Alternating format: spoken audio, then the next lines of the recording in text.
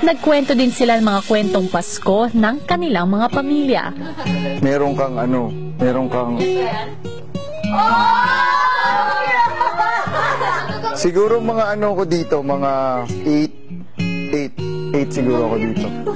Mabilis ang utak ko, kuya. Bumalik agad yung mga alaala ko nung mga bata pa ako. Kung paano namin kadalasan na isineselebrate yung Christmas. Kasi kuya, sa aming mga taga-Tondo, kuya, isa ang Pasko sa mga okasyon na sobrang sineselebrate namin sa Tondo.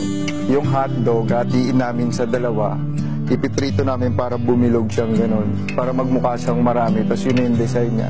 Hotdog, itlog, tsaka loaf bread. Yun ang handa namin tuwing Pasko. Parang almusal lang, pero sa gabi. Pero para sa amin, malaking bagay na yun kasi hindi namin usually kinakain yung itlog na magkasabay sa hotdog.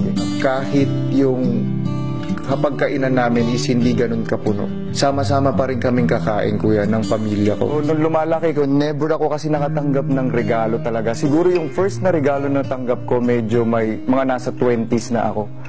So alam ko yung pakiramdam na hindi ka usually nakakatanggap ng regalo kapag Pasko. Nung nagtatrabaho na ako, lagi, every Christmas, sinigurado ko na yung mga kapatid ko may matatanggap na regalo galing sa akin. Sa tuwing Pasko, kailangan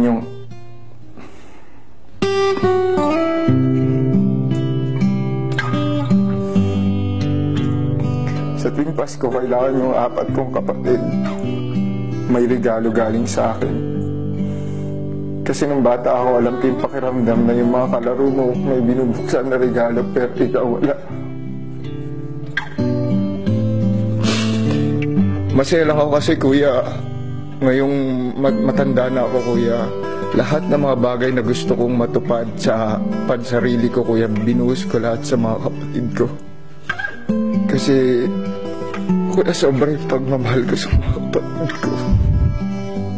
Naniniwala ako ng Pasko, hindi lang para sa bata, pagbibigayan ng spirit ng Pasko.